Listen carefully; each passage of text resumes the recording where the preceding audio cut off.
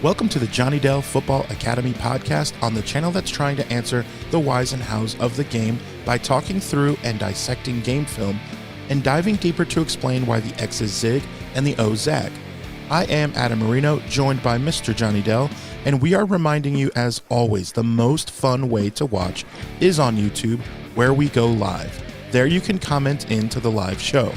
Be sure to hit the notification bell and turn on your notifications so you can be a part of the conversation. We also stream live on Facebook and X. Also, the audio versions are always found on Spotify, Apple, wherever you get your podcasts. Now, if you are live with us in the chat, it's probably because you are subscribed, you've hit the notification bell, and turned those notifications on. So, when sharing with your friends, be sure to let them know. We also love to hear from you outside of our live show. Email us at johnnydellsfootballacademy@gmail.com, and you can always check out the website JFA49.com, as it is the most fun way to support the channel. Also, the way we boost the chat and boost the algorithm is to type out hashtag JD49. Yes. Today is a Friday, August 16th, which means it is time for the best 49ers podcast around, because we talk about the whys and hows of the game. Hopefully everyone had a chance to check out Johnny's first video of the season. It was so awesome to see some clips that I was able to see live. I'm not in person. Not bragging or anything. I'm not much of a bragger, but I am the greatest ever to go to a preseason game. Just kidding. So thank you to Mikey Gutierrez, Lisa. What's up, Lisa? She's up early. Quiffle Ball. Dr. Steve, of course, is in the building. Those boosting the algorithm. What's up, Dre? What's up, Johnny? How you guys doing? Good, man. I'm doing great. It was just great to see football again. It was great to see the Johnny Dell breakdown video again to get me hyped. Everything's good on my end, dude. Just super excited. Yep. Yeah, Johnny. it was so finally good to get some actual football since the Super Bowl. Now, then Diamador Lenore had to come out and remind us, just as we were ready to turn the page, and remind us about the Super Bowl, but we'll get into that later. But it was just good to see something new, something where we weren't sitting here saying what might happen, what could happen, what should happen, what we think will happen, and what might be different this year. It was, you actually started to see some real things. Now, it was mostly guys who probably won't make the team for a lot of the game. Like there was some really good things there. There was also some things of like, okay, that is probably not going to change this year, or hopefully that's a practice squad guy.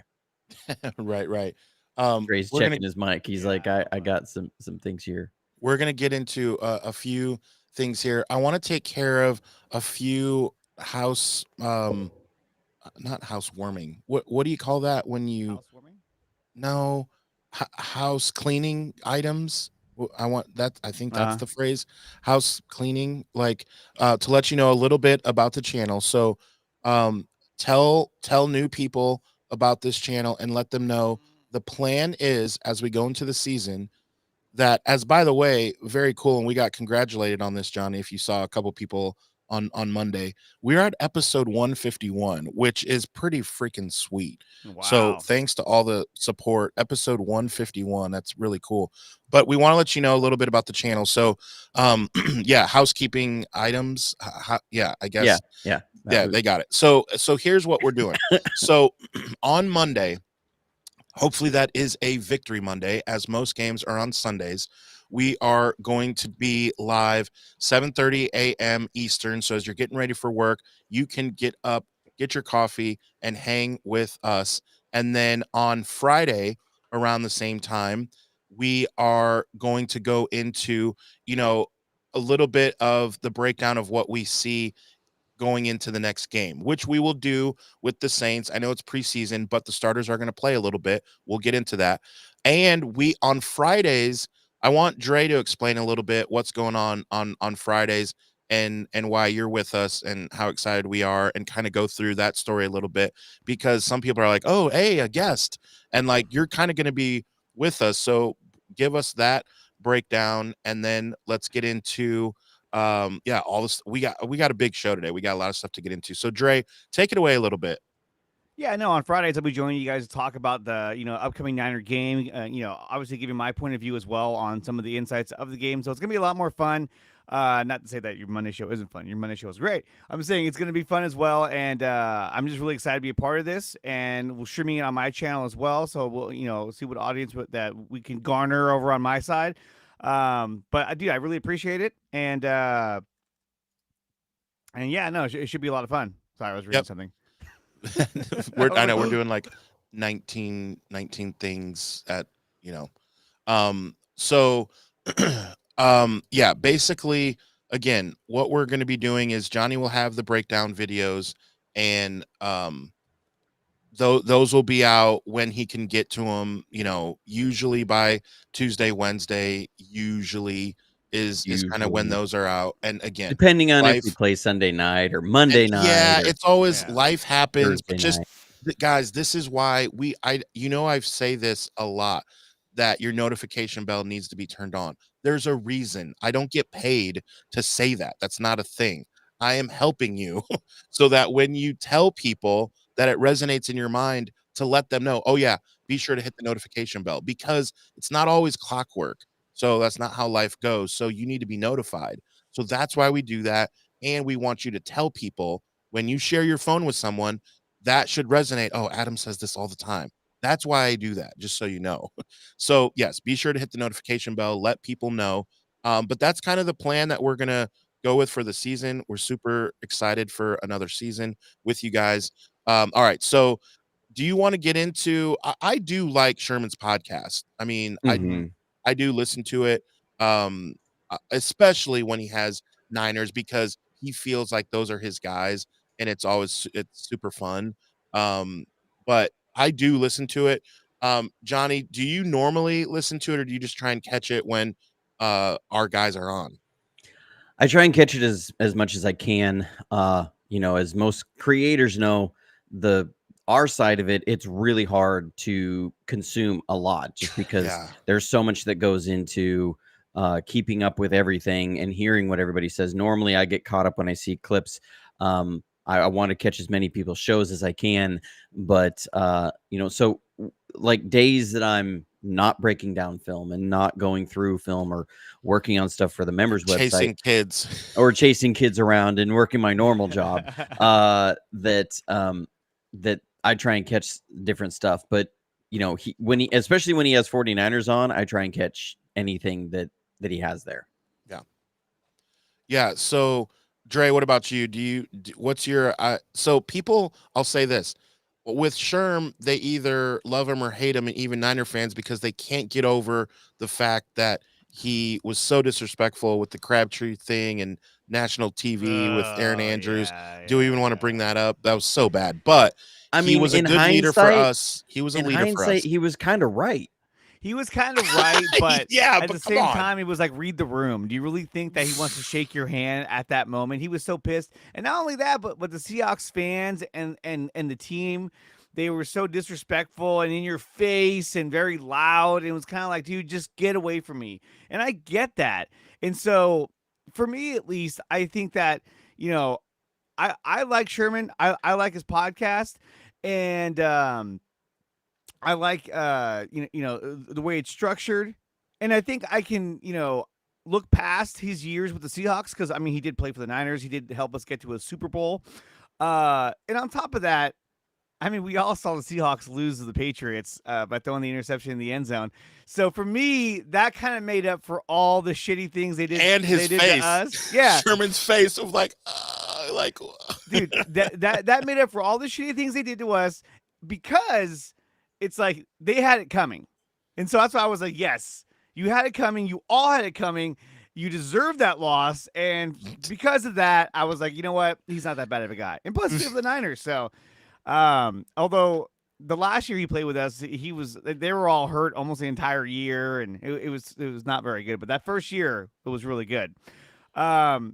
But I'm anxious to hear this clip or this audio from Diamondor Lenore, because I have not heard this yet. So I'm really, really excited about it. I had to work all day yesterday. All right, man. Go grab an ice pack. Oh my That's all I'll God. say. That's going to be rough. Go back and watch the Super Bowl? I went back. I had to watch it. Like, I just had to see.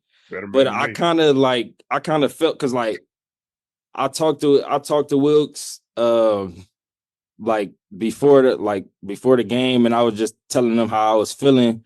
You know, I was like, you know, me, I watch a lot of film, so I was just seeing where the ball was going. And I was like, it's mainly in between the hashes, you know, it's going to the slots. Like, they don't really got no dominant outside guy. Right. So like, I was telling them, like, I feel like I should be in the slot this game. Like, I never came to him, because I never questioned the coach, never questioned decisions and nothing. I came to him. That was the only time I came to him, and I said that. But, you know, they had their philosophy, and what they felt worked was going to work, and they made that decision. So I was like, all right, I'm gonna just roll with it, and I'm gonna just try to do what I can to help us win. Well, look, I'm gonna tell you this from experience, and as an old man who don't play no more, just go talk to Kyle. Yeah. Like, at that point, look, if you get any kind of feeling in your heart, any kind of inkling, just go talk to Kyle. Let it. Hey, it's his team. It's his. What do you want to do with it?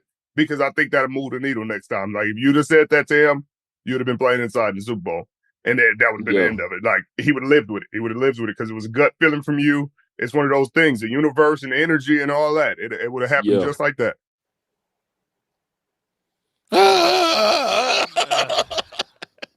We so don't want to hear that. Like, that is so, like, it's just like, oh, to think of what, I mean, even to break up one play, I know I see the clips of Bosa being held, and I do wonder about that as well. There's so many things that go across our mind when we think of the Super Bowl, but like, just, to hear that is like gut wrenching for sure. Dre, you haven't seen it, man. Talk to us. It's just, it just reaffirms the decision to fire Steve Wilkes, because it's like, yeah, good. I'm glad he's gone. And after talking with Johnny, especially, it was a bad fit from the start. That's it. I don't know. It's just, rehashing this loss isn't very much fun. And knowing that, like, you know, he was like, hey, put me in the slot because that's where all the action is. And he probably said, oh, don't worry about it. We got a plan. We got it, young buck. Yeah, just to disregard that is like, oh my God, are you serious? I don't know, man. That's just tough. That's tough to hear.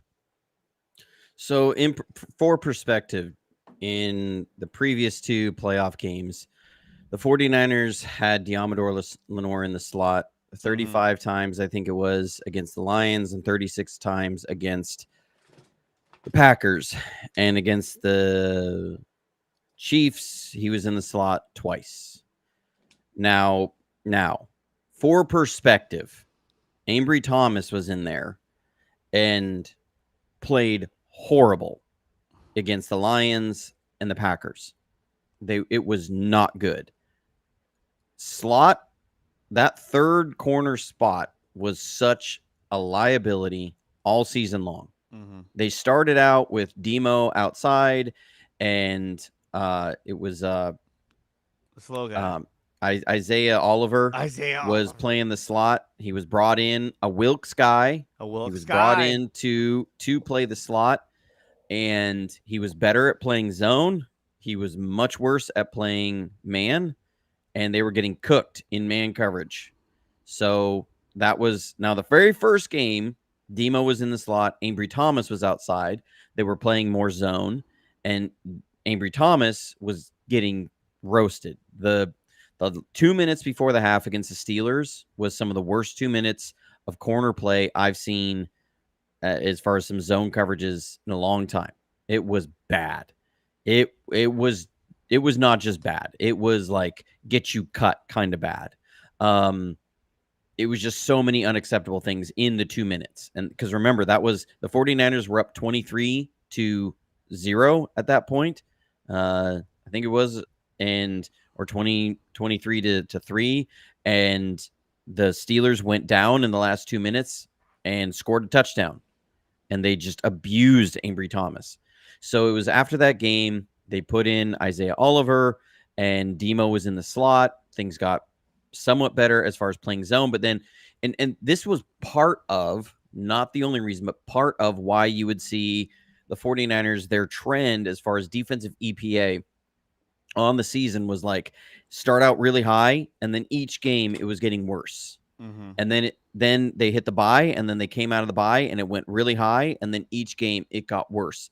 Some of that was that switch from Ambry and Isaiah Oliver back and forth, that they started out really high, and then teams started to figure out, as watching the film, you could pick on Ambry Thomas in zone, and that the recognition wasn't there. And so they would start to lean on that more and more. Or it was Isaiah Oliver was in there, and you can pick on him in man coverage. And so they were using that more and more. They were finding your weakness and then pressing on it. And then after the bye, we had a big change back to Ambry Thomas. And that's when you saw the EPA jump up. Teams were not expecting that. They were expecting Isaiah Oliver to be in there. They were expecting to be able to abuse you in man coverage. Ambry Thomas is much better in man coverage. Now he's still has some issues there. Obviously not as much now because his biggest issue was a broken forearm.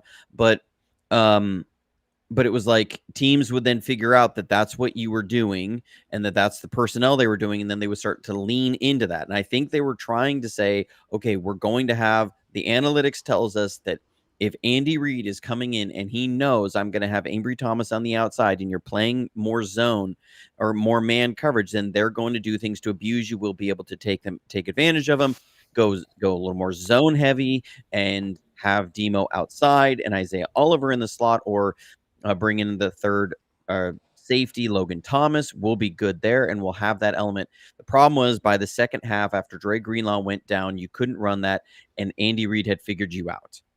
So that was a problem. And to see how much that was, and especially, and this is really, really hard for me because I've watched the last 2 drives that the Chiefs had, which were the only 2 full length of the field drives for touchdowns that the Chiefs had. There were so many coverage issues inside. To see that it's hard to swallow. And I go, look, that's why, in everything I've said, I understand why he let Wilkes go. It wasn't just a scapegoat thing. This was not a good fit. He didn't understand like Ambry, or like Demo said there, they were sticking with their philosophy. I've said it going back to his firing, that Steve Wilkes' philosophy was diametrically not in line with what the 49ers have done in the past. And we're going to talk about that a little bit here. Some things I liked to see from our preseason game. But yeah, that's how I feel about that. For sure. So Lisa, with the super chat, so Thomas breaking his forearm is actually a good thing. Who will be our third cornerback? What do you think, Johnny? I always, you hate to say it, but I hate to say good thing. It's never good for the team for a guy to miss time. Right. What I think is better is to see will some of the other guys step up. Yes. Rocky Sin actually played a much better game than Ambry Thomas did by a mile. I showed it on my X account. Ambry Thomas, and we talked about this play Monday on that crack toss that Malik Mustafa came up and filled. Ambry Thomas was the force defender on that play. So that means he's the widest man on the field to force the play back inside. It cannot get outside of him. If you get out, if you allow that play to get outside of you, the defense is cooked. You don't have another, you are the last line of defense on that side. That's why they call it the force defender. He was driven 20 yards off the ball on that play. So far back. I saw that. I was like, whoa.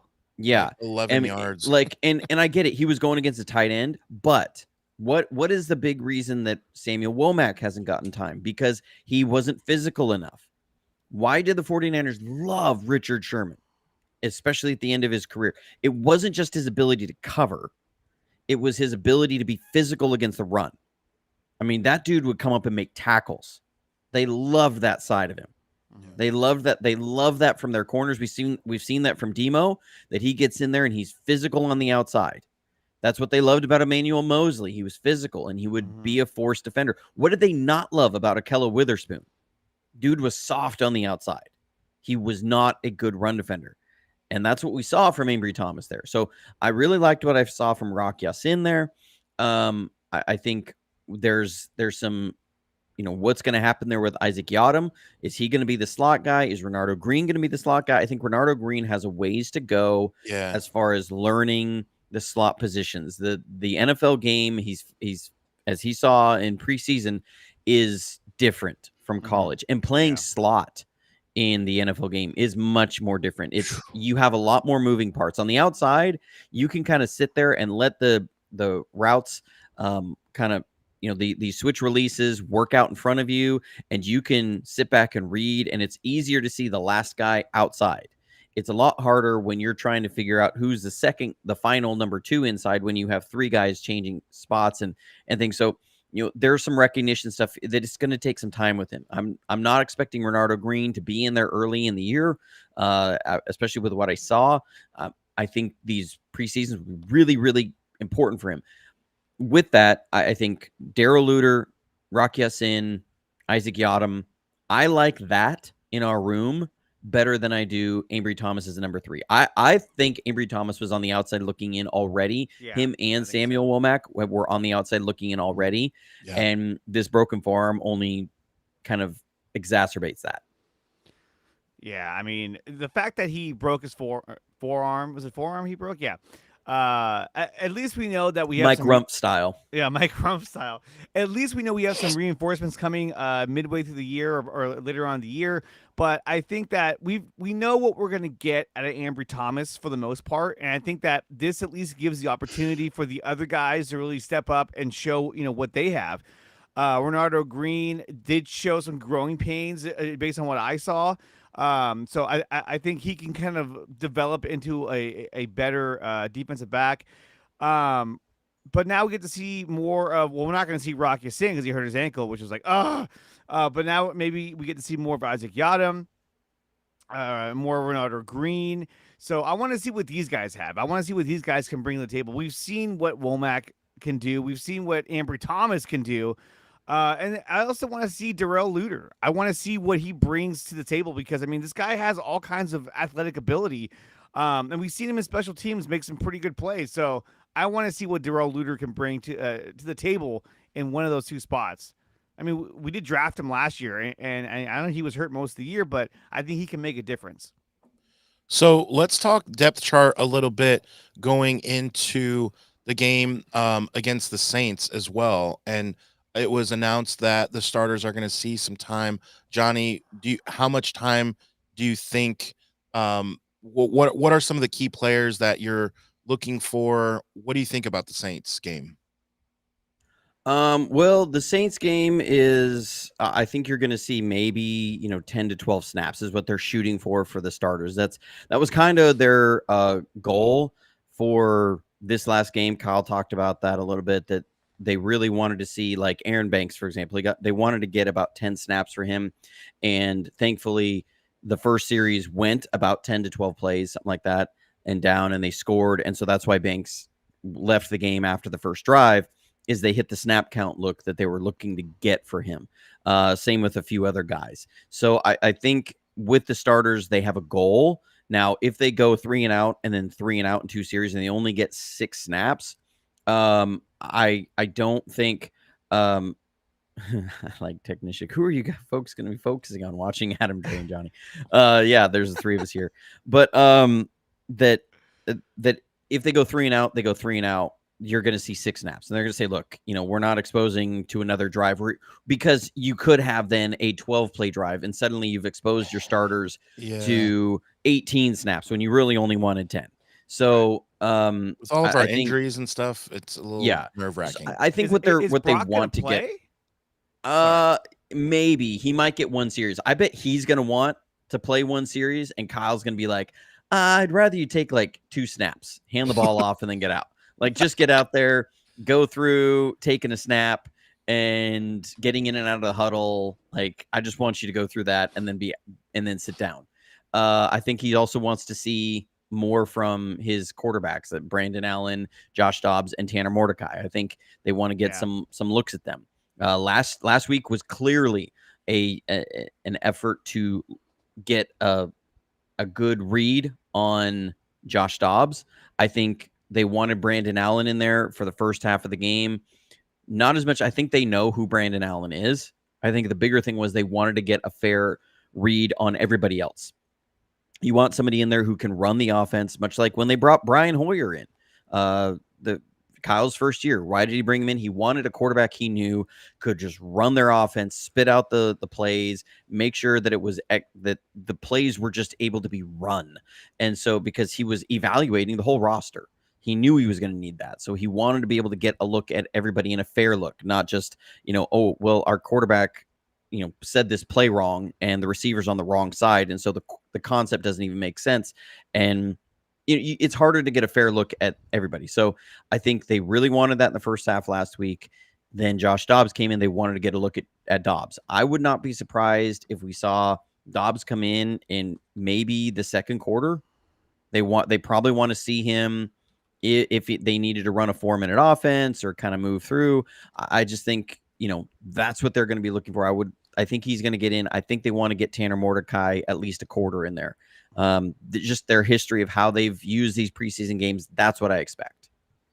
Yeah, it'll be exciting to see. Looking at your Twitter's like the most fun thing to just scroll through and laugh. Just even the 49ers content creators with funny gifs, and like Crystal, me waiting for Brandon Ayuk to re-sign with the Niners, and it's that dog just casually petting the baby gate away, and John has a poll about Ricky Pearsall, John Chapman. Like, so I'm scrolling through and I see you're locked and loaded. What are you looking at here? I see your ring light. I see it looks like a Titans play.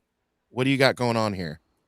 So I got some film. And Jurassic Park, you have that. Yeah, well, I always have my coffee. I always have a big giant mug of coffee. I'm a coffee hog over here. So it was kind of going back to the Steve Wilks thing. I pulled a clip because there's something that I'm excited to see from Nick Sorensen bring back that philosophically we did not see much with Steve Wilks. Yeah. And so the question has always become, can the 49ers defense be better this year than it was last year? And is letting Steve Wilks go really that much of a move? So we're going to jump to some film here. We're going to get this on here. Let's see if I can go full screen with this on here. What am I doing over here? What is happening? Nope, I need to click on that. I'm trying to get the right clicks here. So I'm going to go to this view, get our faces off here. Some people said try that. It could make it a little easier to see. That's as easy as I can get it, folks. This is a pressure package and coverage that we saw maybe twice last season, maybe 3 times. And it was something that was a staple among Saleh and D'Amico Ryans. So first thing you'll notice is we got this mugged look up here. It's a really dirty, muddy look up front. You got all these guys up close to the line of scrimmage. You have your linebackers are mugging the A gaps. So that means they're standing over the A gaps, bringing immediate threat. I'll talk about that a little bit from the end zone when we get there. But here's what we do coverage-wise that we did not see philosophically from Steve Wilks. So this is going to look like man coverage, but it's actually a zone afterwards. It's what we call zone with man match principles. So it's going to be an man match. What does that mean? Man match is an idea where if, say, this guy was out here and they're in a bunch formation and you're playing man coverage, that you're not necessarily going to be, I got this cat and I got this cat. What you're going to do is say, this guy's got the first guy inside. This guy's got the first guy outside. So if they switch, they don't get to pick you and create rub routes. So that's man match, is that you don't have a specific guy. You have first in and first out sort of a thing. So playing zone with man match principles is the idea that you're playing the final number of a receiver. So on the outside here, Ambry Thomas has the final number 1. So he knows this by formation, that this guy will be the final number 1 because the running back's in the backfield. He's attached. So he is not detached out here. And so Ambry Thomas, we know man coverage right there. Okay. On the outside, this is Rocky Yasin. He's got in what's called mod coverage, which is man outside and deep. So unless this guy comes in really quick and there's an outbreaker, he's going to be manned. So that's why he's up in bump. Is he's going to say, if this guy breaks in, I'm going to disrupt him so he can't run any sort of interference or anything, and he doesn't have a free release. So most likely this is going to be outside in any sort of way. So he's most likely man here. That's why he's up in bump.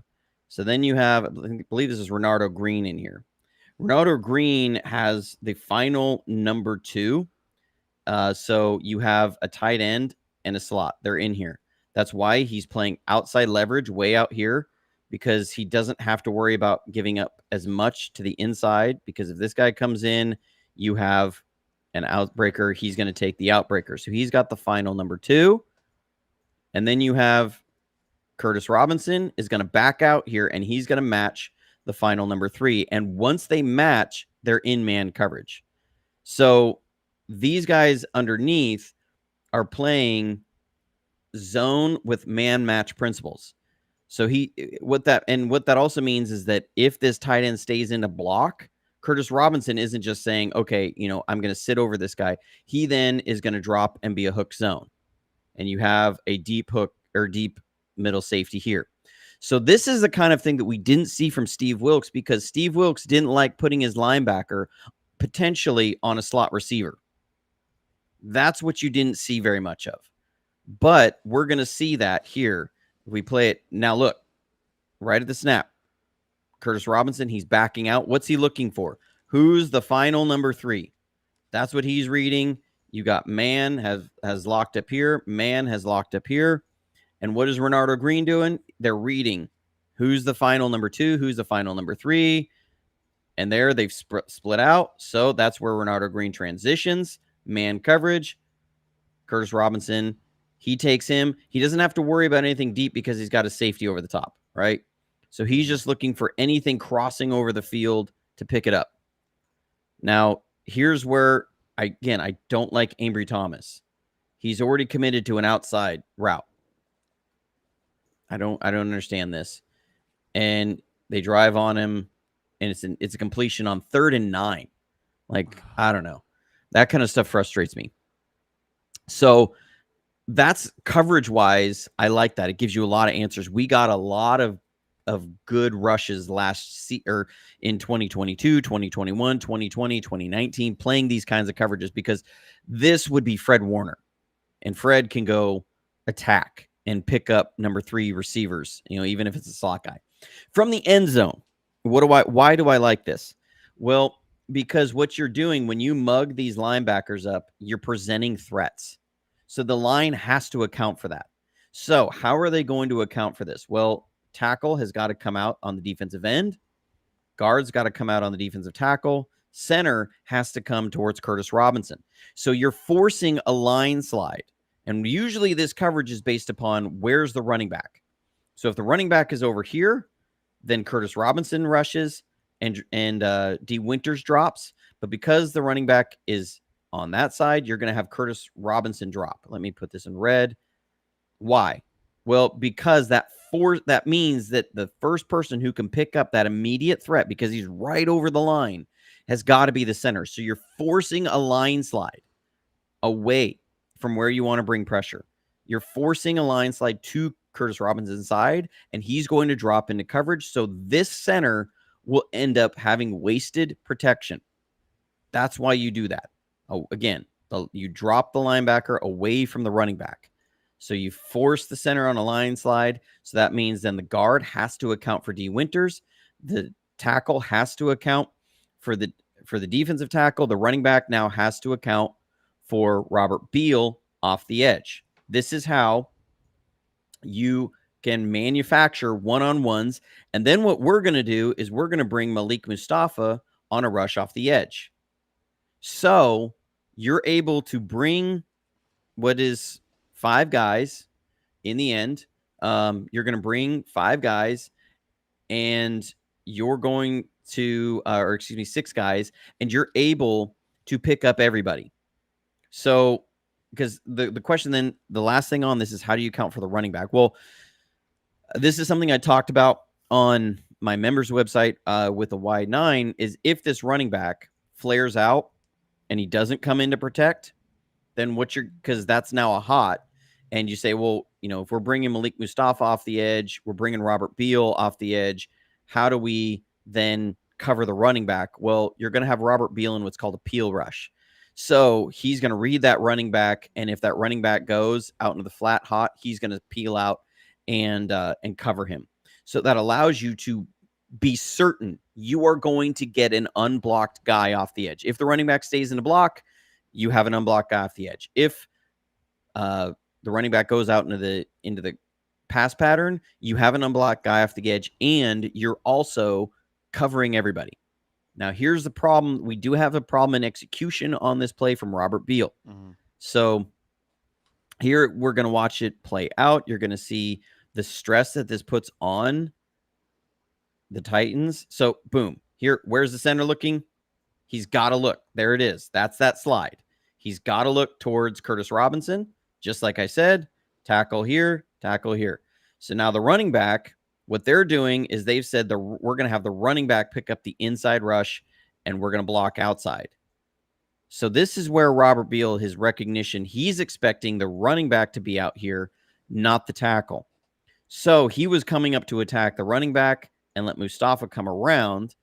This is where he's got to change this up a little bit. He's got to go attack this tackle and don't let this guy get wide, and recognize the running back is not coming out in the flat. He's working his way vertical. Let me clean this up. He's working his way vertical because he's got to pick up this running back if he flares out.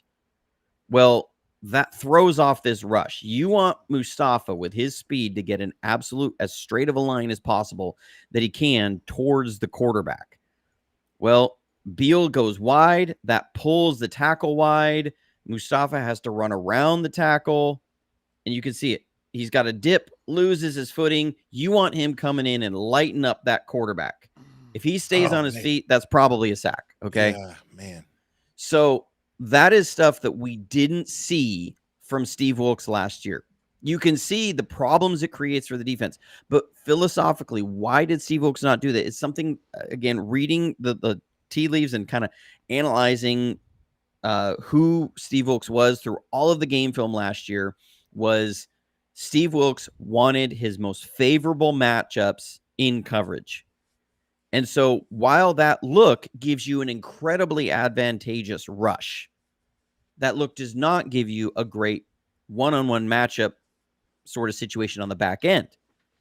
But that is something that was part of the 49ers DNA. It's Fred Warner. Yes, he may be covering Cooper Kupp, and that happened over the years as that final number 3. And that is not a good matchup. Fred Warner on Cooper Kupp. That's not a good matchup.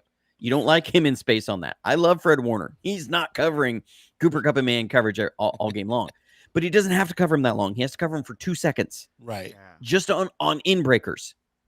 Because we didn't see this very much. But because you schemed up the pass rush. Steve Wilkes was like, well, look, we got all this talent up front. We got Javon Hargrave. We got Eric Armstead. We got Nick Bosa. They should just get there. We should just be getting there. Because on the back end, that gives me so much to do with favorable coverage matchups.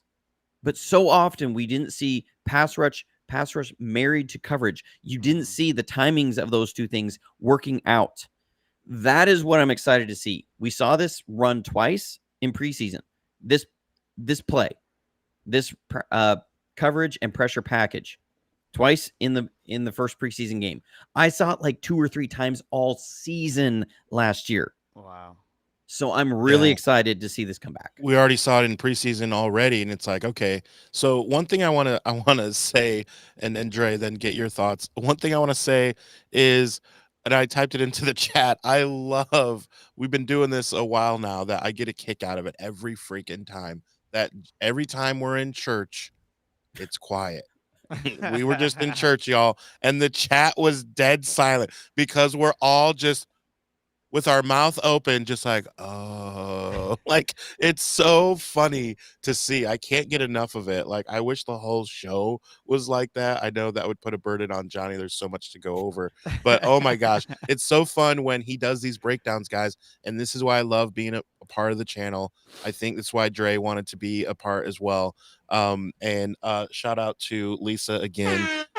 Has anyone ever told you that you're a football genius? Yeah, we don't want his head to explode, but he knows it. He's a humble guy. But I love that the chat goes just completely, we're done boosting the algorithm because we're busy watching the footage of what Johnny's showing us. So again, make sure that you hit the notification bell, because that was just a little version of what you get. I mean, these videos that he does are usually between 17 and 20 minutes of the breakdown, and this was just a quick little blurb. So make sure that you look at the channel and see all the video breakdowns, and we're very excited. I agree with Callie Young, liking the scheme, everything. Dre, have you noticed this idea of basically bringing the heat, and that we haven't, and what are your thoughts moving forward? Well, this is something that Johnny had brought up last season, and I remember streaming with him, and he was talking about how, Steve Wilkes always was in favor of putting his defensive backs in the best position to win. And so he didn't, like you were saying, he didn't want his linebackers covering a receiver. But if you look at the way the scheme is set up, like Johnny was saying, he's only having to cover a receiver, that's like Fred Warner, for a very short amount of time. Plus, he has safety help behind him. So even if the receiver busts past him, he knows he has safety help. And so this allows more pressure to be put on the quarterback. Now, remember, that quarterback only had, like you were saying, about 2 seconds to make a decision and get rid of the ball. But the fact that Robert Beal went wide, which I don't know why he did that really kind of jacked everything up, because then Mustafa then had to go around him. It almost seemed like Robert Beal was like, I'm going to go behind Mustafa. He's going to be my lead man. It was kind of like, well, what are you doing, dude? You're supposed to take that guy. But look, this is the difference you get when you watch a podcast like this, is that, it's one thing to talk about these schemes and these coverages and these packages, but to see it on film makes a huge difference. And so it allows the viewer to say, hey, look, I see what he's talking about. I know exactly what he means now. And then you can apply that to when you're watching the game. Like, oh, there's that same package. Exactly. And I can see how they improved on that. Now we're talking about Robert Beal, lined up. When we get to the regular season, it's not going to be Robert Beal. It's going to be Nick Bosa in that spot. So, Johnny's. Oh, I'm muted. Sorry. Or Leonard Floyd. And this is also, this is why I get irritated just from, I get irritated when I see takes all the time. Like Nick Bosa dropped in coverage twice in that game. And people go, why is Nick Bosa dropping in coverage? Nick Bosa should never drop in coverage. And I said, well, that's why. Because there's a very specific scheme involved here. Mm-hmm. And so what you're doing is you're saying, okay, that team is saying we're going to bring a tight end in to chip Nick Bosa so we can put him on a peel rush, and we can bring Malik Mustafa or Diamador Lenore off the slot, get him as a free rusher on the quarterback. As much as I love Nick Bosa, a free rusher from one of those two guys running free at the quarterback is a faster pass rush pressure than Nick Bosa will ever be against the tackle. So that, it's another tool in your toolbox. While I don't love the idea of Nick Bosa covering a running back all the time, it gives you an element of surprise. We saw all of the pressure packages that Steve Wilkes. No, Chiefs defensive coordinator Spagnuolo brought against us, right? He was manufacturing so many free hitters and so many gaps that were exploited. That's what we used to see a lot from Saleh and Ryans, because they were front guys. They were front guys that had to do with the fronts. And it was philosophically part of what they did. Again, going back to when Steve Wilkes was fired, what were the things that Kyle Shanahan said? He said, I just felt like from a philosophical point that of what we do really well, we weren't able to execute that and now he's talked about it also. He said it's cover 3 for us. We weren't really good at cover 3 last year. We couldn't come out and just play that and be the best in the league at that. It starts with being really, really good at cover 3. And what does that mean? That means your linebackers, in a way we play cover 3, are able to match a lot of number 3 routes over the middle. We weren't as good at that. We gave up a lot of first downs to the number 3 throughout the year. And that's just a problem. How are you accounting for this? What are you doing in other areas? So it's just, I like the tools that it gives you in your toolbox, because then the team can't just come out and say, well, we're going to double Nick Bosa every time. Nick Bosa got doubled so many times last year. Mm-hmm. And then we saw a little bit of that the rate of that happening drop a little bit when Chase Young came along, because teams had to start focusing on him more. But it was still like, I'm going, why don't we have these stunts? Why don't we have these problems where we're forcing quarterbacks to work more post snap, not just making receivers work more post snap? We're making quarterbacks work more post snap, and we're allowing time for these stunts and twists and pressures and forcing line slides to come in. We started to see some of that after the bye week. We saw even one formation. I was like, thank you. Finally, we're doing something different and creative up front. It was after the bye week, and Chase Young came out. I remember there was a play. We had Chase Young and Nick Bosa mugging the A gaps, just like we saw the linebackers do. It was Nick Bosa and Chase Young doing that. And they ran these games. It was like, and we were getting great. The defense played so well against the Jaguars. Yeah. And then we didn't see hardly any of that the rest of the year. I just don't understand why, but we're starting to see that sort of philosophy and tapping into that is coming back with Sorensen. I'm a big fan of it. Huge.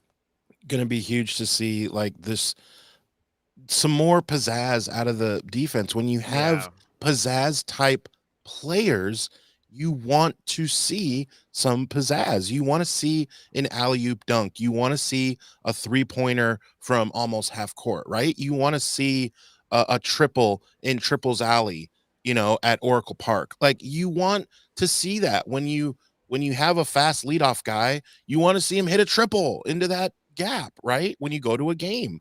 So it's like in football, it's the same way. Talking defense, we want to see some of that stuff where we can scheme our guys into doing those things. We want to see Bosa do this 8 times a game. We want to see that. So we're definitely excited. Quiffleball says, I just don't understand why our blitzes felt so miserable last season.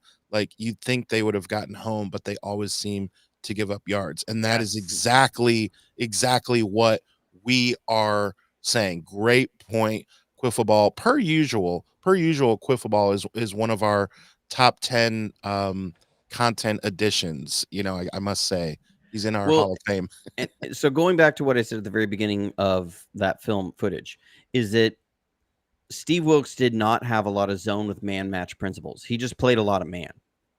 And so when he blitzed, a lot of times it was man, or it was just a fire zone, which is zone coverage.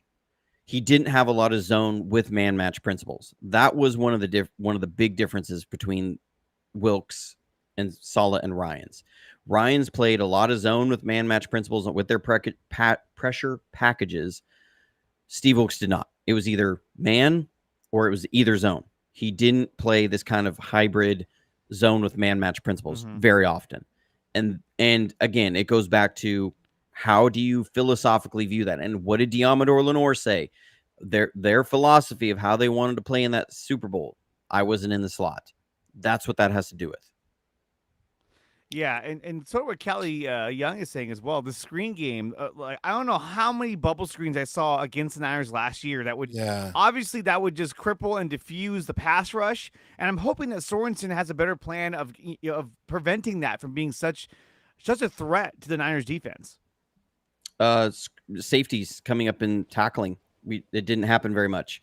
You had linebackers who their cutoff points.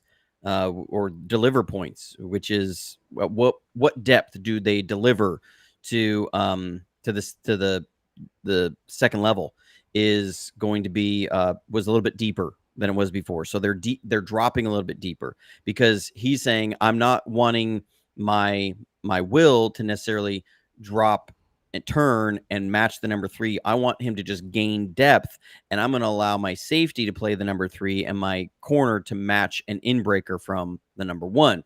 I know that's a lot. That sounds like a lot of jargon, but they were changing the structure of how they played some of that stuff. It wasn't as much, we're just going to do this. And it wasn't like they did that all the time. I guess what I'm saying is we did more spot dropping under Steve Wilkes than we did as much zone matching that we did under Saleh and Ryans. And so your linebackers are dropping a little bit deeper on those things, and they're not able to come up and address the screen as quickly.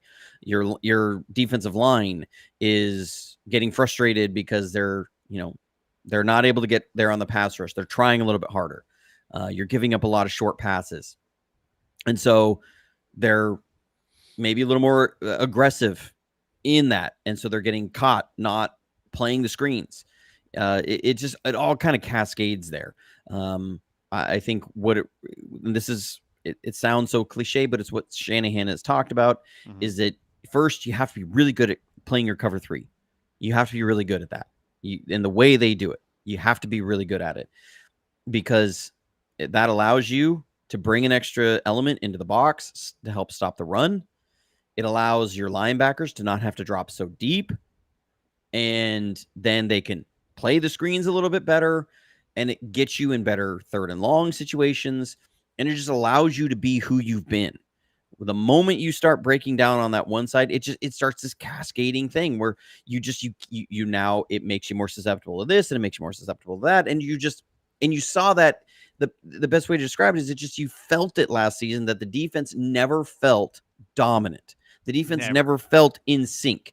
They had some good numbers. They were not giving up a ton of points, but they never felt like they were just being cohesive. It felt like a round or a square peg in a round hole. Yeah. Like it felt like that. Because they did before. They did feel like that dominant before. And that's what was so crazy. And why we're having these arguments last year is that like 2022, our points per game that we were giving up wasn't that much better than 2023. Yeah. But it felt so much different. It just did. Yeah. Because you could tell guys felt comfortable running the scheme the way that Saleh or Ryans did. It just never felt comfortable. And it was all those little things because you're changing just little things and it just suddenly makes it different. Now, it's not that you just keep running the same defense every year and never changing anything because teams do come after you. And it wasn't that Steve Wilkes was running less than they were running before. Shanahan talked about this, and I thought the exact same thing because somebody had asked him, was Steve Wilkes just running a more simple defense, and was it, was that a problem? And he said, no, actually, I felt like last year we ran more than we had in a long time. And he goes, and sometimes you do, you got to change things up or people are going to figure it out and come after you. Like we ran cover 4 tricks more than last season, more than I'd ever seen us run it with Saleh or Ryans. Like, and I've talked about, or I'm going to break that down on my members site of exactly what cover 4 tricks is. But like, that's a coverage that we didn't run a lot. And we ran it a lot last year with Steve Wilkes. Well, I like cover 4 tricks as a coverage. We didn't run it really well. So, it's just that kind of stuff. Like we ran more, but I just didn't like philosophically where we started. Yeah. Go ahead, Dre. No, I was going to say the frustrations that you saw on the field from the players, it was the same frustrations that most of the fans felt. And that's when you knew something wasn't right. Something wasn't working right, because it's one thing if they're giving up plays, but the way that they're giving them up with the talent they had, you can see how frustrated they were on the field. And that says a lot about how they're feeling about their coaching staff. And hands going up like this, looking around, like you see it. We talked about it last year, Johnny, for sure. I definitely see what you're saying, Dre. Yeah, absolutely. It was just really frustrating to see this much talent not being utilized in the right way, not having people in the right spots to utilize their to utilize their strengths, and it was just very, very frustrating. We did see a dominant defense against the Jaguars. We saw a good defense against the Cowboys, but a lot of those games, the offense would get up so big that they would abandon the run game and just start throwing the ball around. And then when you're doing that, Mike McCarthy does that anyways. Yeah. Yeah, that's true. Yeah. So Johnny, let's get into what Big Papa's asking, because I am curious as well. So Big Papa's asking, if you're on the audio side, says, what are Staley's tendencies regarding man and match principles or man match principles? So man match really has a lot more roots with Vic Fangio. Vic Fangio did a lot of that stuff and brought a lot of it into the league, and that's really been his like bread and butter and a staple of all of his coverage concepts and ideas that he has over the years, is really having to do with, and sometimes they'll look like they're in just pure man coverage, and they'll have man match just based upon a release of a receiver, not even like if they're bunched or if they're switching their releases. It's simply this receiver released with his inside foot. I'm going to call him the number 2. You're going to get him because I know these are the routes that he runs with, that sort of a thing. Like Vic Fangio is very detailed and all that stuff. That was part of why he was having some issues there with the Dolphins, is like some of the guys there just wanted to just play man coverage, and they wanted to be there, and they didn't want to have to do all these, like, if this receiver makes this sort of release, where I'm going to have to play something else, and I'm going to have to do this. And they didn't like that as much. But all that to say, that's a lot of that's rooted with Vic Fangio, and Brandon Staley has been a Vic Fangio disciple. Like he really came out, and a lot of the stuff he was doing was very much rooted in all of Fangio's ideas and concepts. So that those things work together very well. The system that we've ran with Saleh and Ryans, and now that I'm seeing sort of what we're doing here with Sorensen, I believe it's always kind of been a hybrid of like what Nick Saban would run and Vic Fangio. Now, Nick Saban had a lot of Fangio stuff in it too. Vic Fangio is very, very influential on the defensive side of the ball. But what Brandon Staley is bringing is very much in line and has a lot of the same ideas and philosophies as what we've done. So I think it should be a pretty seamless kind of addition there. His biggest role is just imagine him as the Mike McDaniels of the defense. Mike McDaniels was somebody who was allowed to mainly just be very, very creative on the offensive side of the ball, watch film, not to scout as much, but to look at it and say, and say, we can make this change, and it really causes a lot of problems, is going to cause problems, leverage problems for the defense. Brandon Staley is going to look at this and say, okay, these are what everybody around the league is doing. We can't, because Sorensen isn't going to be able to sit there and watch every team and what the Giants are doing, or what Mike McDonald in Seattle is doing. He's going to be able to look at all these people and say, these guys are doing some interesting stuff there. Can we add this element? Can we do that at this time against this team?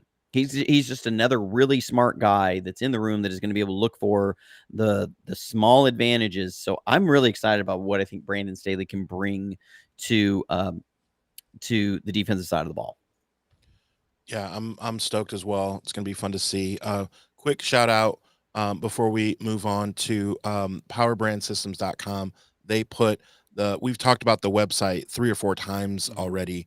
The members site that Johnny has all these breakdowns that we're talking. He just digs deeper and dives deeper into that stuff with coverages, and then on the offensive side with route trees and things like that. So shout out to powerbrandsystems.com.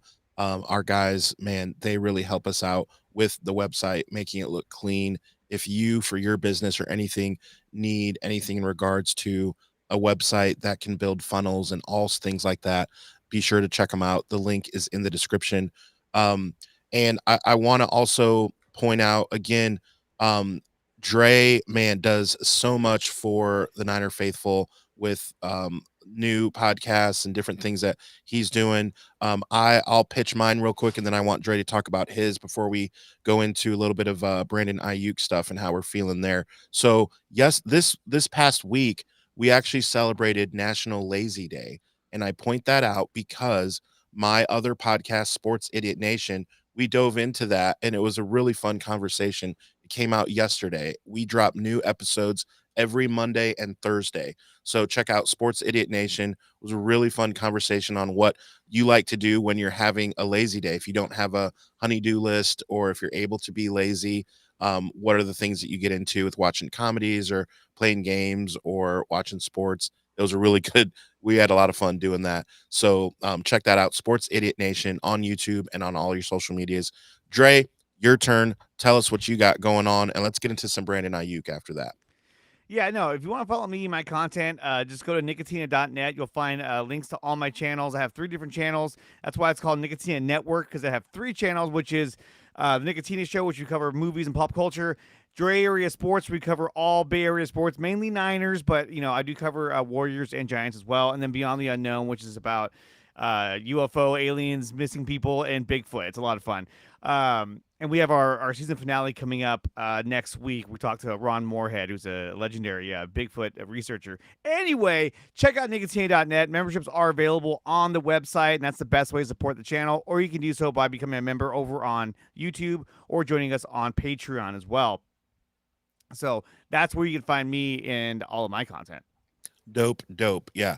Check it out, man. Love hanging out with you. This is so fun. Here's what I want to do. I want to create a mini poll and boost the algorithm here. And I simply want you to, I know Quiffle Ball, we went a whole hour. I was going to brag about that. I have a real quick on that. So real quick on that, Quiffle Ball, you did, because I was thinking this. I have a local Monday podcast / radio show local to Fort Wayne, Indiana, and it's called A Case for the Mondays. And we had a thing with my buddy Caleb on the show where we refused to talk about Taylor Swift last year, and we made it like 6 weeks in a row, and like we congratulated each other, and then all of a sudden we had to bring it up because something happened or whatever. But that was like the same feeling. We went a whole hour. And so here's what I want to do is just create a poll, and you're going to say hashtag yes or hashtag no. Do you feel better, yes or no, the longer that this goes on, with the idea that he is going to actually stay in the Bay? So I will start it off, hashtag yes. So I do feel better. The longer that this plays out, I really think the chances of him staying increases. Dre, your thoughts? Well, you can tell because the way I replied to it was hashtag in lowercase yes, because I feel like, yes, he is going to stay with San Francisco, but there still is a possibility that these talks could break down. But I think I went uppercase, baby. Everything that we're hearing, it sounds like sort of what Johnny was alluding to, that it's about guaranteed money that they're trying to figure out. I think that this deal is going to get done probably through the weekend, but I think we're really, really close to it being worked out. But I think there is that small chance, of that small possibility that shit breaks down, and then they go, all right, Steelers, look at these votes. Look at these votes, bro. Got. But at the end of the day, it just needs to get done, because to me, it's like you can't sign Trent Williams until you sign Brandon Ayuk. Even though Trent Williams, like I was saying on my other show, is in a whole different class than Brandon Ayuk. Brandon Ayuk is a very, very good receiver. He's damn good, but he's not, in my opinion, he is not a generational talent. He's not like a guy like Terrell Owens, Jerry Rice, Justin Jefferson, guys who are just above top. You know what I mean? So, but he is really good, and he's really good in our offense. And I think that having him is going to make us a much stronger competitor for the Super Bowl. I think losing him would be somewhat devastating to the offense, because they'd have to make adjustments right before the season, which I would not want to see. Right. Yeah, I feel like the longer this goes on, the likelihood of Ayuk staying increases dramatically. One, teams become less willing to give up draft capital to get a guy as the later or closer to the season you get, and they have the less time to acclimate them into the offense. Two, if the 49ers were really serious about trading him, and the Steelers were really serious, that and it was reported that there was already a compensation package that the 49ers were okay with in place. The fact that and that Brandon Ayuk had agreed to the terms of their contract. The fact that neither one of them really wanted to pull the trigger means that neither of them, that they both really do want to stay with San Francisco. Right. And so once you clear that hurdle and say, we both really do want this to work and we're not that far off, that brings two sides together to say, let's figure out really how to make this happen. And so, if it was Brandon Ayuk saying, I'm getting this much money, the end, guys, then the 49ers look at that and they say, well, Steelers are offering you the contract it is. We're getting compensation. We cannot match that. We'll trade you. I think they were at a stalemate and both sides started playing chicken to see who would blink first to flush out exact. Neither side wanted to take the first step in starting this negotiation really to bridge the gap is what it feels like. And we're not blinking at the level that Brandon wants us to, and we don't need to. We don't need to. If the 49ers are saying, look, we offer you $25 million a year, and Brandon is saying, I want 30, and they say, nope, that's not going to happen. Come in with something less. 28. And he's going to say, I'm not going to negotiate with myself. You make an offer, and they're going to say, well, we're not going to negotiate with myself. I'm not, we're not going to do this. When both sides it feels like they've been locked in that for a long time, and this became, well, then, we got to poke the bear a little bit. We got to, flush this out. It works for both sides. One, Brandon Ayuk's side gets to see how do the 49ers value him, because what are they willing to take in return in trade compensation? If they're asking for a first round pick and a third, or second and a third, or something, whatever that valuation equals out to, you can go back to past trades and say, look, that's on par with this guy who was paid in this tier of the league in his trade compensation or in his contract compensation. So you get to see, as Brandon Ayuk said, this is exactly how you do value me. You have slotted me as this kind of a value, so pay that. Mm-hmm. And Brandon and the 49ers also get to see Brandon Ayuk negotiate a contract with a team that he doesn't really want to go to. So you're able to say, well, we'll come in and just a little bit under that, and we get to then you get to not have to move your family, go to a different team, go to an Arthur Smith offense. You don't have to go to all that to a quarterback situation that is much less quality than ours. Oh. So you get this works for both sides. For me, it was like they got right to the edge. I mean, I do believe that it was on the table for him to be traded. Oh. But the fact that that trigger hasn't been pulled yet tells me they walked it to the edge, both looked at it and said, okay, let's meet on a ground so neither of us has to jump. Right. Because we've seen exactly how far each one will go. We know exactly where that edge is now. So now we can talk about how to get some middle ground. So I feel like the longer this goes on, that actually the better chances Ayuk does have of signing. Yeah, I feel like that's how this has worked out. I do believe that it was really right on the door of being traded, but the fact that he hasn't now, I'm like, you know what? If this takes another 7 days, I'm okay with that, because I feel like the longer this goes, the better the chances are. Remember, Nick Bosa was still 22 days away from being signed at this point last year. Deebo Samuel was still like 2 weeks away from being signed. Yeah, we forget. Last year. So, or point. 2 years ago. So, great point. If Ayuk signs in 3 days, he will have signed sooner than Deebo Samuel or Nick Bosa. So I'm okay with that. Yeah. Dre, I want to ask you, as Technic says, absolutely, both were on the cliff. It's worded it great here. Both were on the cliff, looked over, and did not like it as much as the alternative, which is, let's back up a little bit and maybe talk to each other. Dre, what I want to ask you is, I want to make sure that we are up to date, I believe, and get your take on this. So we're under the understanding that they've agreed money-wise that they're good there, and then the issue is a 4th or 5th year option. Is that where the breakdown is? It could be in the guaranteed money, but another report suggests that it's the amount of money agreed, but now it's on the length in the years. So there could be a question of how many years is this contract going to be worth, or lengthwise. So that could be what's holding things up. But I think what San Francisco did was actually pretty smart. Look, the fact that Ayuk was like, I want my contract, and he said, "Oh, I want to trade." Right? That was one of their plays. Like, they knew that was coming, right? The Niners had to know that was coming eventually.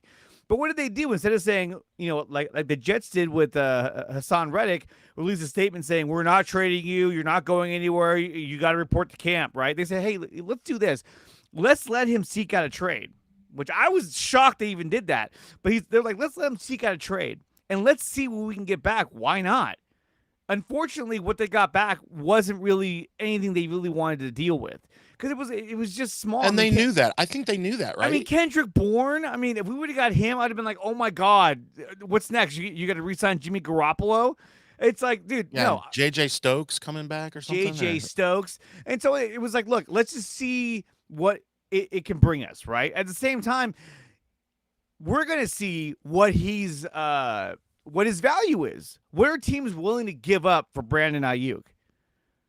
And we saw that what they were getting in return wasn't all that much. So they can use that to their advantage and saying, "Hey, look, we were only getting a Kendrick Bourne. We were only getting an Amari Cooper. We weren't getting these stud players or these high draft picks, in compensation, for your services." So I think they can use that in terms of like they're negotiating. But I kind of like what they did, because I thought they were crazy for allowing him to seek out a trade. I'm like, what are you doing? Like, how could you want this guy to go away? But I think it actually worked in their favor. And so I think this deal does get done, and I think it gets done either this weekend or next week. Yeah, that would be amazing. I am not, just being realistic, I don't think it's going to happen like today or tomorrow, meaning we're not going to see him on the field against the Saints or anything. But man, I would love for that to happen, where he'd be ahead of schedule regarding what Johnny said with when Bosa signed and when Debo signed and all that. Like, that would be great if he was ahead of that schedule, but we'll have to wait and see. We don't like hearing that, but that is where we're at. I do have another announcement that I'm going to keep you guys in limbo for. I have an exact the exact seats that my parents and I purchased that I will share with you next week. We did purchase them. We spent a pretty penny on them, I will say. So they're good seats. I will let you know the section and the seat that we will be, so that we can meet up with anyone else who's going to the game. It's going to be amazing. Monday Night Football against the New York Football Jets. I like to say that it's New York Football Giants is the thing that Chris Berman always said, but I like to just say it just to like keep it interesting. So, okay. So again, the breakdown of the channel, we're going to come to you with Dre Area on Fridays, talk about the upcoming game, talk about what's going on. So, and then, right. Sorry. So I was writing something up real quick, just because I'm a more visual person, to explain why the hang up can be on 3 years versus 4 years. People have asked me about this. Why would the 49ers want a 3-year contract with him versus a 4-year contract? Wouldn't that make more sense? Because then you're going to lock him up for longer. You can spread that money out over longer. And this is why I say it comes down to the guaranteed money, and incentives structure like that. So the guaranteed money on that does start to change a little bit. So I typed this up real quick. So we're looking at that is the wrong screen. That's our notes right there. Like, what? Sorry. Here we go. Here's the right screen. Yeah. Okay. So with let me bring it back to this look. With a 3-year contract on with $28 million per year, generally these players are looking at about 40% of the money guaranteed. So that gives you $33.6 million of guaranteed money if you're doing a 3-year, $84 million contract. So you can structure that with a $27 million signing bonus. That gives you $9 million per year on prorated bonus. That gives you $6. Then you fully guarantee this year's base salary at $6 million. So that puts you at about the same. It's a little bit higher of a cap number this year than he is right now. Right now he's at 14.1. You go to 15. That's doable. That is totally doable for this year. that sets you up well. The reason they do that is because I think they want basically to see Deebo Samuel and Brandon Ayuk for one more season to figure out who they're going to commit to long term. They want to see if Deebo stays healthy this year, all this year, they're committing to Deebo going forward. If Deebo doesn't stay healthy, they're going to commit to Brandon Ayuk going forward.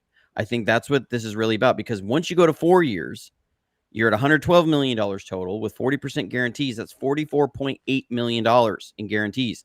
So if you do the same sort of prorated signing bonus, so your year-over-year prorated signing bonus is the same. It's now a $36 million signing bonus. You have $8 million in guaranteed salary this year. That's how you fit under this $44 million guarantees. The difference that changes is that for 2025, your dead money hit on Brandon Ayuk is $18 million for next season. If you're at 3 years, if you're at 4 years, it's 27.8. So at $18 million, you can restructure Deebo's contract, give him an extension, and save that $18 million. You can save $18 million in just restructuring Deebo next year. You can't save 27.8 by restructuring Deebo next year. Deebo has like a $22 million base salary next year, 21, 22. So you can save all of that money if you cut Brandon Ayuk next year. This is where their hang up is, I think, right now, is why it's 3 years versus 4 years, is the 49ers want both of these guys basically in another contract year. I think they want them in that. I think they want Deebo to see that. And so being able to see this out there, I think that's what the hang up is on of 3 years versus 4 years. All I know is that's a lot of freaking money, man. I would take $1 million just to, and I don't care what it would, whatever job I could take. You know what I mean? That I'll mean take I out could the rub trash for the Shanahan's Niners. shoulders all day. Yeah, exactly. Or the get back guy. Yeah. I would love to do that. Guys, get back. Hey, get back.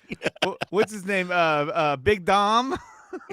From the Eagles. Yeah. Oh, gosh. Don't touch the players. Yeah, and he went viral for 8 seconds because of us. He was at the Senior Bowl. I don't know why he was at the Senior Bowl. Because Sirianni wasn't there. I took pictures of him. He was walking up and down the sideline. I think we talked about that. Yeah. I think it was great that it came out later on. One of the reasons why the Eagles are tanking is because Big Dom isn't there to keep Nick Sirianni in check and calm him down. Like, what the fuck? I was like, what kind of statement is that? Like, what is this guy like? You see that loopy that he's just like, ah. Sirianni kind of crazy. Sirianni sucks. He's cheeks.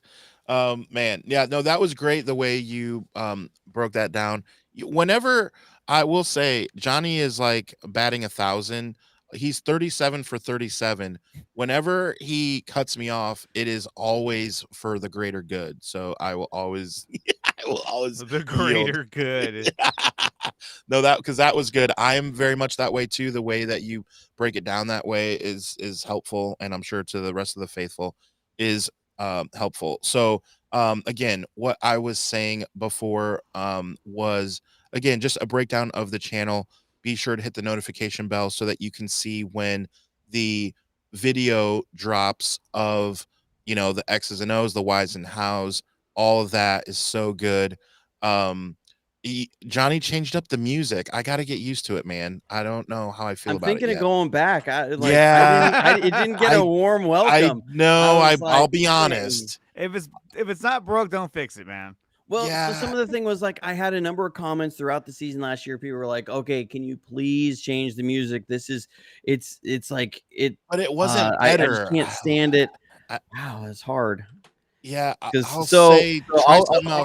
to be completely vulnerable and open in this moment. All right. So the music that has been on there for a couple of years is from the YouTube Studio Library. That it was just like a song I found, and I have seen a couple other videos over the years that have the same music. I'm like, that's my background. I remember I texted you, dude. I texted you last year. Yeah. Dude, your music is on. It's because it has a free license through and a permanent license through YouTube. So there's no royalty on it. YouTube paid for that song from a composer. But I was like, okay, it's really hard to find the right vibe for this kind of stuff that isn't like orchestra music. Yeah. It doesn't fit with what this is. I need this chill kind of vibe. like that I'm going for. And I remember I looked last year for a replacement, and I looked through like something like 2,000 songs on their library and could not find one that I really felt good about. I spent like 4 hours doing this. Daddy, why are you on the computer? Right, I'm listening. Right. Yeah, for real. My kids were like, Dad, can we go outside? And I'm like, you love us? I gotta find this song. So this year I was like, okay, I had such a hard time. What I'll do, and it's hard to find royalty-free music and stuff. I was like, I'll just make my own. So I actually created the new background song. I spent like a couple days this off season on the drums, putting it all together, doing the composition. Man. And so then people are like, nah, man, that ain't it. I'm like, dang. Yeah, so now it hurts your feelings. That's rough. You got Johnny go in back the to field some right other now. joker. Yeah. I'll say, hey, so I use Storyblocks. My company, I have a podcast production company. That's how I met Johnny. And we pay for storyblocks.com. Shout out to them. So I can get you any kind of beat that you want. We'll talk. We'll step into my office. He's been holding this back the entire time. No, I think Johnny kind of knew, but he just thought he had it. And like, hey, it's, Well, I was feeling good about my background music. I'm like, all right, I think this is going to be the one. It didn't bother me. I was just like, and whatever. it was just like, it doesn't bother me. But I had like 15 comments that were like, Adam, nah, bro, bring the old music back, please. And I was like, dang. Oh, fuck. And it was enough where I said something. I was like, it's just, in the I comments? don't know if it's better, like enough to bring it up, but anyway. So again, hit the notification bell so that when that reaction video comes out, whatever music it is, it's more about Johnny's voice going over why the X's zig and the O's zag. That is the main point. And then we'll come to you to give the reaction of the hows and the whys and the hows after the game is played, usually a Monday, and then we'll discuss what we think is going to happen on Friday with Dre from Dre Area Sports. So, Collie, I just got to step in. Collie, maybe I'll send it to you. I actually did a remix on Breezy's Faithful to the Bay. I thought it was pretty fire. Send it to Breezy. He loved it. We haven't done anything with it, but okay. I'll send it to you. Yeah. There, like I said, there's many layers to Johnny. Apparently, the music layer is something that needs a little more time to simmer. Yeah, if we were talking about, American tanks, if we were talking American tanks, he would be good to go. But y'all don't even know. This is the Sherman of all songs. We'll figure this out. We promise. Man, y'all are doing me dirty up in here. Johnny, I've been playing music for over 20 years, man. I studied music theory, everything. I got a German bass fretless bass sitting over here that was actually worked on by the same guitar tech who was Nirvana's guitar tech, was Foo Fighters guitar tech, Alice in Chains. Like I took it to this guy's name. I got a Mike German Lowell. Shepherd sitting next to it. Not a German Shepherd. It was made in a factory out of Germany. But the guy's name was Mike Lowell. He passed away like 6 years ago. But Randy Jackson played one of his custom basses. You can find some Mike Lowell stuff every once in a while. It's Lull. He was the guy. He did the work on my bass, man. I've been like music. Y'all are doing me dirty up in here. I'm getting fired up. He's also a swordsman as well. Yeah, man. Well, jack of all trades. That's a whole different story. That's a whole story. All right, man. We got to get out of here. Yeah, we got to get out of here. So again, thanks guys for the algorithm. We got our notification of 100 chats. That's always fun to see on our end. On our back end, we see when we have 100 comments. Always good to see that. So thank you for helping boost the algorithm. Get to the Niner Faithful. Follow Dre Area Sports, of course. Check out Sports Idiot Nation, and we will see you Monday. Enjoy the game. Fingers crossed for no crazy injuries. So with that, stay safe, stay healthy, and as always, go Niners.